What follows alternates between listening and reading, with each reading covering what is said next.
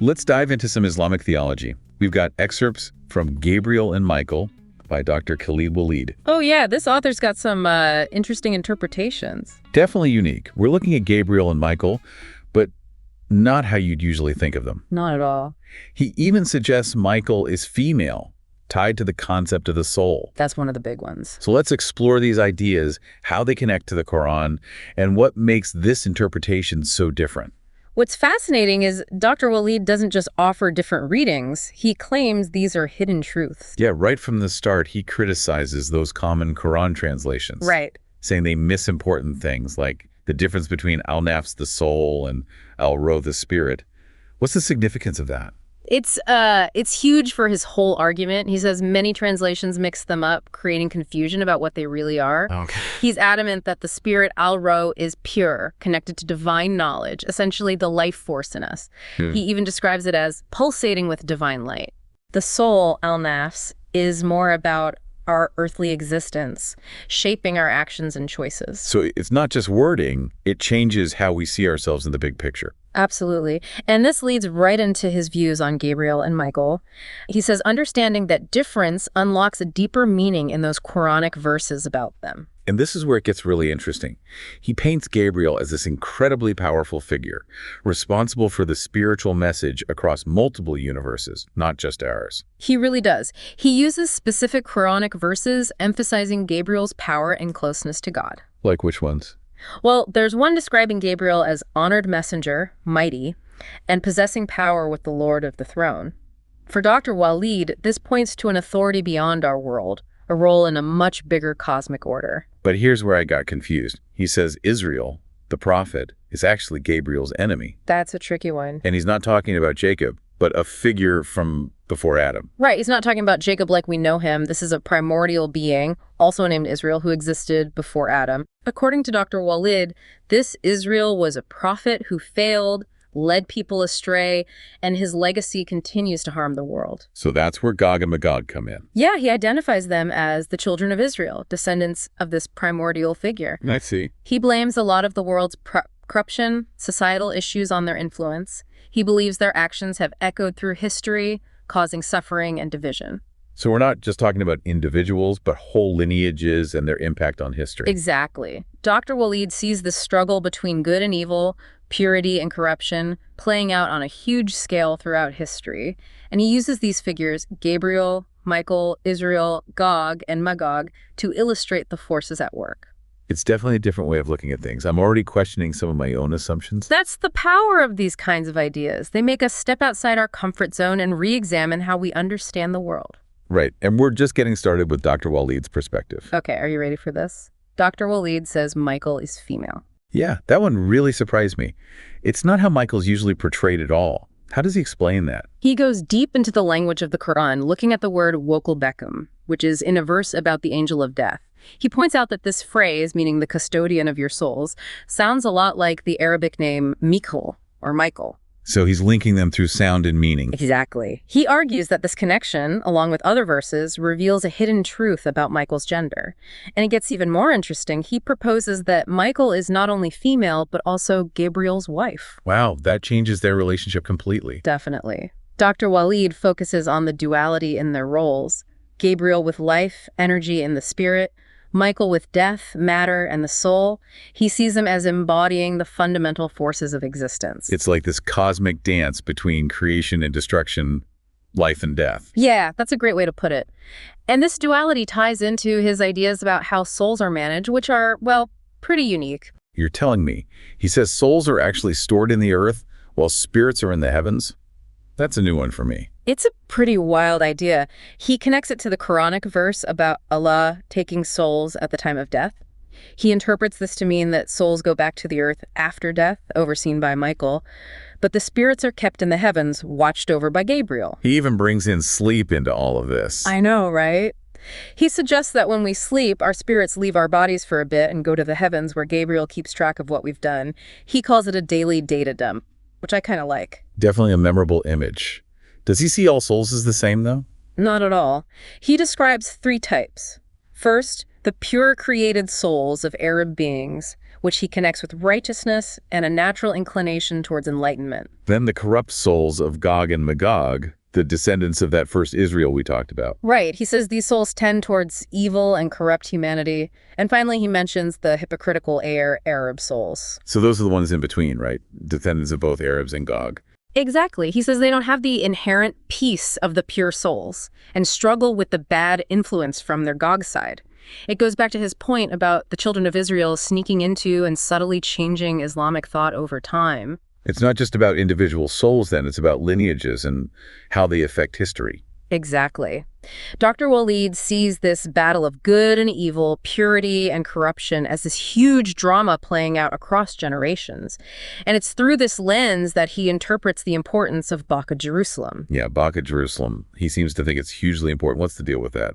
Baka Jerusalem, which he calls the true Qibla, is central to his whole worldview. He keeps stressing that it's the only truly important religious center and that other sacred sites aren't valid. And he ties it to Abraham too, right? He does. He believes Baka Jerusalem is where Abraham started the original, pure faith, which unfortunately has been distorted over time. He wants people to go back to this original center, both physically and spiritually. He even says true Muslims should pray towards Baka Jerusalem, not Mecca or anywhere else. This is some seriously heavy stuff. It makes you wonder if we've been misinterpreting ancient texts for centuries. Maybe there are hidden meanings we've missed. That's what's so cool about looking at these different interpretations. It makes us question what we think we know and explore new possibilities, even if we don't agree with everything. It's definitely been eye-opening so far. And we still have so much more to talk about. Yeah. Well, let's start with Gabriel. Dr. Waleed paints him as this, the Lord of the obedient universe. And we're not just talking about delivering messages here. It's about, organizing the cosmos, multiple universes even. Whoa, multiple universes. That's a pretty big job. Right. He's basically the architect, the grand organizer of the spiritual side of things, making sure everything runs smoothly, transmitting Allah's message. Okay, so he's like the cosmic project manager. But if he's all about upholding this divine order, then who's, causing problems? Well, this is where things get a little controversial. Dr. Waleed claims the children of Israel, he's not talking about Jacob here, but a prophet who he claims actually predates Adam, they deeply resent Gabriel. Wait, so there's a whole backstory we're missing. According to Dr. Waleed, yeah. And it all goes back to Gabriel's purification of this place called Baka Jerusalem, which he believes is present-day Jerusalem. And this ties into another pretty bold claim that Baka Jerusalem, not the Kaaba, in Mecca, is the true Qibla. Okay, now remind me, the Qibla is the direction Muslims face when praying. Right. Exactly. So he's suggesting a completely different focal point for worship. And he even says that angels descend to Baka Jerusalem to evaluate whether people are worthy of paradise or hellfire. Wow, that's definitely going against the grain there. But before we get into all of that, let's hear more about Michael's role in all of this, because Dr. Waleed has some pretty interesting things to say about her too. So we've got Gabriel as this cosmic architect organizing the spiritual side of things. But what about Michael? Where does he fit in all of this? Well, get ready for this, because Dr. Waleed claims Michael is actually female. Hold on, the angel of death is female. That's not what I was expecting. It's definitely a less common understanding, but he makes this argument based on Arabic grammar and how the words sound. He points to this Quran verse that describes the angel of death as being, entrusted with souls, using the Arabic word wokumbum.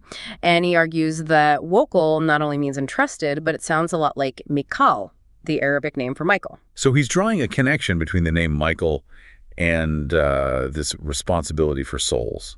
That's an interesting interpretation. But if Michael is associated with death, where does that leave her in relation to Gabriel, who seems to be all about life and energy? Well, that's where this idea of duality comes in again. Dr. Waleed portrays Gabriel and Michael as two sides of the same coin, like yin and yang, light and dark, or in this case, spirit and matter. Okay, so we have Gabriel overseeing the spirit, that life force, and then Michael is responsible for the soul, which he links to the physical realm. Is that how Dr. Waleed sees it? Exactly.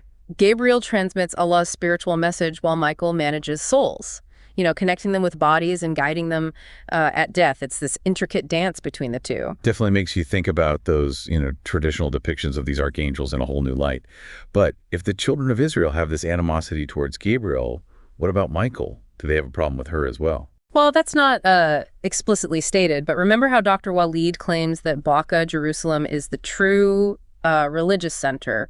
He also argues that all 24 prophets from Adam to Muhammad came from Adam's lineage, not from the lineage of the children of Israel. So he's making this distinction between those two lineages, almost like, two different forces in this cosmic narrative. Yeah, and it connects to his argument about the children of Israel introducing what he calls Talmudic influences into Christianity and Islam.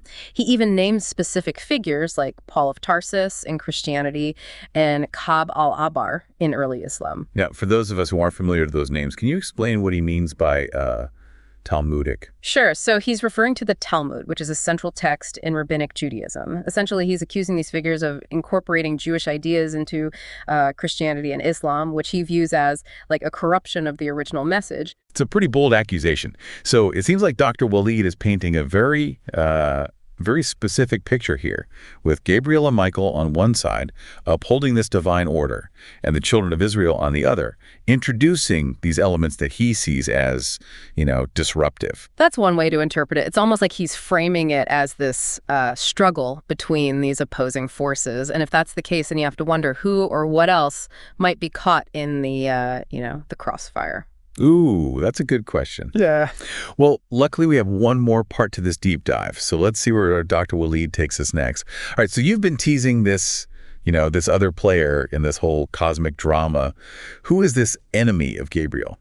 Well, it's another prophet, but not one you're going to find in traditional Islamic texts. It's a prophet named Israel. A prophet named Israel, and he's like the enemy here. Yeah, Dr. Waleed says he actually predates Adam. So there was somebody, like, even before Adam. I mean, that's pretty radical, right? It's definitely not a mainstream idea, but he suggests that this prophet, Israel, was the original inhabitant of Baka, Jerusalem, and that basically Gabriel's support for Adam led to, Israel's downfall. Oh, I see. So it's like this this changing of the guard almost. Adam steps into the role of humanity's leader, and that creates this conflict with like the old guard represented by Israel. Yeah, you could see it that way. And it ties into this idea that Gabriel is this champion for Adam and his descendants, who Dr. Waleed calls the pure Arabs. He sees them as the true inheritors of the divine message. And that connects back to his whole claim about Baka, Jerusalem being the true holy site. He's like rewriting the whole narrative of where religious authority comes from. Exactly. And remember, he claims that all 24 prophets